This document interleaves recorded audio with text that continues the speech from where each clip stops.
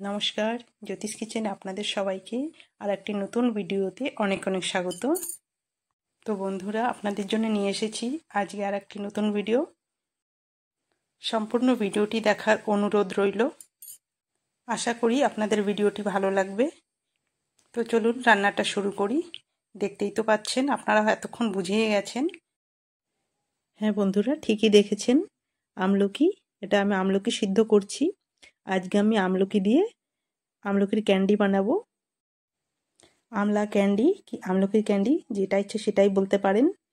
তো চলুন আমি রান্নাটা শুরু করি। প্রথমে আমি আমলকিগুলো সিদ্ধ করে নিলাম। সিদ্ধ করে তারপরে সেই আমলকি থেকে বীজগুলো আমি বের করে নিলাম। অনেকক্ষণ লাগছে এই বীজগুলো বের করতে। ছাড়ানোর পরে আমলকি এবার আমি গ্রাইন্ডিং জারে দিয়ে পেস্ট করে নিয়েছি। তারপরে আমি একটা কড়াই বসিয়ে দিলাম। কড়াইয়ের ভিতরে সেই আমলকির বাটাগুলো এর ভিতরে দিয়ে দিলাম। আমলকির পেস্ট দেওয়া হয়ে গেছে। তারপরে আমি কিছুক্ষণ নাড়াচাড়া করার পরে ওর ভিতরে দিয়ে দিলাম গুড়। গুড়টা আগের থেকে ভেঙে দিইনি, তার জন্য একটু নরম হতে দেরি হচ্ছে। হয়ে গেছে, গুড়টাও নরম। এবার আমলকির সঙ্গে ভালো করে মিশে গেছে। এবার এটা অনেক সময় জাল করে নেব। এটা ধীরে আঁচ করে করতে হবে।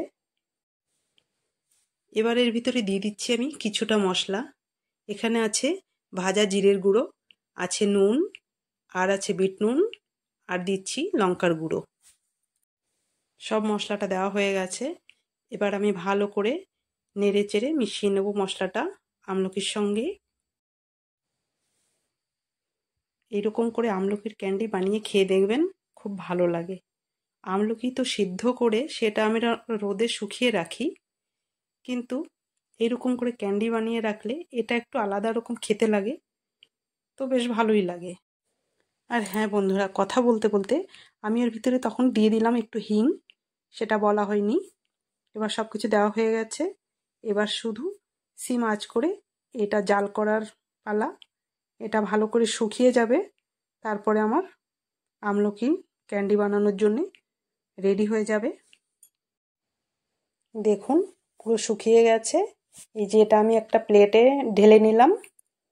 এটা হালকা একটু ঠান্ডা হয়ে যাওয়ার পরে আমি আমলকির ক্যান্ডিগুলো তৈরি করে নেব।